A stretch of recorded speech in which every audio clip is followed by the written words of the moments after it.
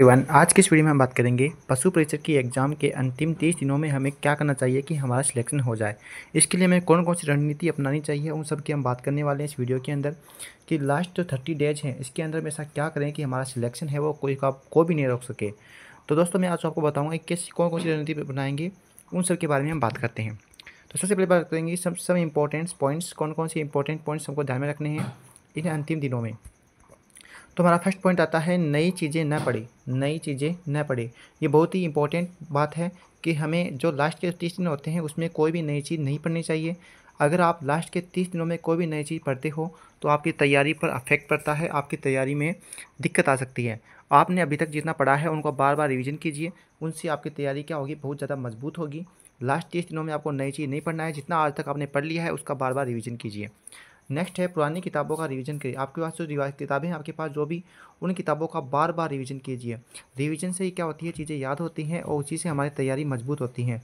अगर आप रिवीजन नहीं करते हो, चाहे आप कितना भी पढ़ लो, अगर आप रिवीजन नहीं करते हो तो आपकी पढ़ाई का कोई मतलब नहीं है।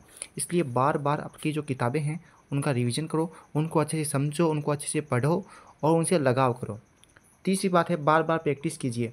बार बार प्रैक्टिस करना बहुत इंपॉर्टेंट है, क्योंकि देखो अभ्यास है वही व्यक्ति को परफेक्ट बनाता है। अगर आप किसी भी चीज़ का अभ्यास नहीं करते हो, प्रैक्टिस नहीं करते हो, तो आप उस चीज़ में कभी भी संपूर्ण नहीं हो सकते हो।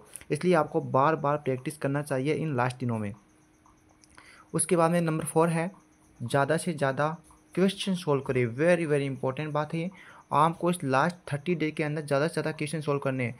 क्वेश्चन का मतलब, अब जो ये लास्ट का टाइम चल रहा है, क्वेश्चन का मतलब ये है कि आप इस लास्ट टाइम में जितने भी ज़्यादा क्वेश्चन देखोगे ना, उतना ही आपके लिए फ़ायदेमंद होगा। दोस्तों, इसके लिए मैंने एक ई बुक डिज़ाइन की है मॉडल पेपर की। ओनली MCQ क्वेश्चन की मैंने 3 ई बुक डिज़ाइन की है, जिसके अंदर से पशु परीक्षा जीके की MCQ क्वेश्चन की बुक है और पशु परीक्षण पार्ट बी की MCQ के ई बुक है और एक पशु परीक्षण साइंस की MCQ की ई बुक है।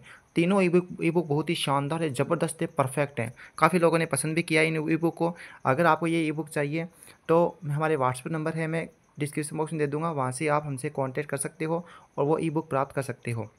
तो आपको लास्ट में क्या करना है, ज़्यादा ज़्यादा क्वेश्चन सोल्व करना है।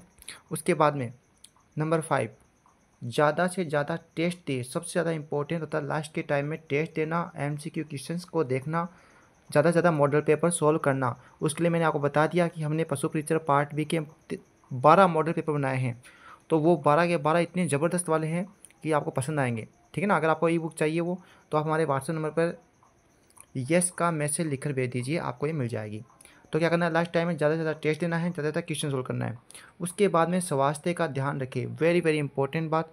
अगर आप की तैयारी कितनी ही अच्छी हो, लेकिन आप अंतिम टाइम में अगर आप बीमार हो जाते हो, आपका स्वास्थ्य ठीक नहीं रहता है, तो आपकी एग्ज़ाम में आपके सफल होने के चांस 90% हो जाते हैं, मतलब 10% अपने आप ही घट जाते हैं। इसे देख लो, अगर आपका स्वास्थ्य ठीक नहीं है तो स्वास्थ्य को एकदम सही रखिए, लगातार व्यायाम कीजिए, डिप्स निकालिए, सुबह सुबह घूमने जाइए। अगर आप ऐसा करते हो तो आपका स्वास्थ्य बहुत अच्छा रहेगा। पढ़ाई के साथ साथ आपका स्वास्थ्य बहुत ज़रूरी है, क्योंकि अगर जिस आप व्यक्ति का शरीर स्वस्थ नहीं रहता है वो कुछ भी प्राप्त नहीं कर सकता है। उसके बाद में नंबर 7 है टाइम का सही उपयोग करें। टाइम वेरी वेरी इंपॉर्टेंट है, टाइम का सही उपयोग करें। इन लास्ट 30 डेज़ के अंदर रील्स वगैरह, शॉर्ट्स वगैरह देखना कम करें और जितना हो सके अपने टाइम को सही तरह से मैनेज करें। प्रत्येक पार्ट से उनको, प्रत्येक को बराबर टाइम दीजिए। ये नहीं है कि मैंने जीके पढ़ लिया तो साइंस नहीं देता हूँ, ऐसा बिल्कुल नहीं करना है। आपको जितने भी इसके अंदर टॉपिक हैं उन सारे टॉपिक को बराबर टाइम देना है, ताकि आपकी तैयारी में कोई भी दिक्कत ना आए। उसके बाद में आता है कम से कम, नंबर 8 पॉइंट है कम से कम 3 से 4 बार पूरे सिलेबस का रिवीजन करिए। ये सबसे इंपॉर्टेंट है। सिलेबस को एक बार पढ़ना ही काफ़ी नहीं होता है, सिलेबस को कम से कम 3 से 4 बार अच्छे से बार बार रिवीजन करना ज़रूरी होता है। तभी आपकी तैयारी अच्छी वाली कही जाती है, आपके सिलेक्शन होने के चांस बढ़ते हैं। तो आपको क्या करना है, आपकी जो जो किताबें हैं ना, वो जो सिलेबस है उसको पूरे 3 से 4 बार रिवीजन कर डालिए। बार बार पढ़ना है, बार बार पढ़ना। ऐसा करोगे तो आपकी तैयारी एकदम परफेक्ट होगी, ज़बरदस्त होगी। उसके बाद में जो अगला पॉइंट है, ये बंद हो गया है, मैं इसको ओपन कर देता हूँ वापस। हाँ, उसके बाद में जो हमारा अगला पॉइंट आता है वो क्या है, वो है कि इसके अंदर दोनों पार्ट इंपॉर्टेंट है। जो दोनों पार्ट है ना, पार्ट ए और पार्ट बी। पार्ट ए में आपका जीके वाला है, मैथ्स के वाला है ना, और पार्ट बी वाला कौन सा है, पार्ट बी आपका जो पशुपालन वाला है, ये दोनों पार्ट इंपॉर्टेंट है।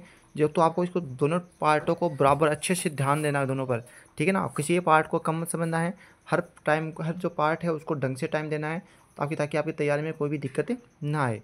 उसके बाद में जो नंबर 10 पॉइंट है वो है पार्ट बी को महत्व दे। Part B very very important है, क्यों, क्योंकि ये आपके लिए नया है और बहुत ही इंटरेस्टिंग है। ये पार्ट बी आपके लिए बहुत ही ज़बरदस्त होना चाहिए, क्योंकि पार्ट बी में आप मात खा सकते हो। क्यों, क्योंकि आप जीके वगैरह मैथ्स वगैरह तो पढ़ते रहते हो, लेकिन पार्ट बी को आज तक आपने नहीं पढ़ा है। इसलिए पार्ट बी को ज़्यादा से ज़्यादा महत्व दें, इसकी ज़्यादा से ज़्यादा इज्जत करें, ज़्यादा से ज़्यादा इसका सम्मान करें। और नंबर लास्ट सबसे इम्पोर्टेंट पॉइंट, आलस बिल्कुल भी न करें।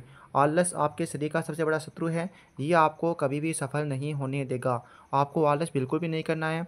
फुर्ती रखिए, हर काम में फुर्ती रखिए, अपनी पढ़ाई में फुर्ती रखिए, अपने स्वास्थ्य को फुर्तीला रखिए, अपने शरीर को फुर्तीला रखिए। तो इन सब बातों का अगर आप ध्यान में रखोगे तो आपका सिलेक्शन है वो श्योर होगा, किसी का बाप भी आपका सिलेक्शन नहीं रोक सकता है। तो दोस्तों, आपको वीडियो अच्छी लगी तो वीडियो को लाइक करना, चैनल को सब्सक्राइब करना, वीडियो को शेयर करना। धन्यवाद।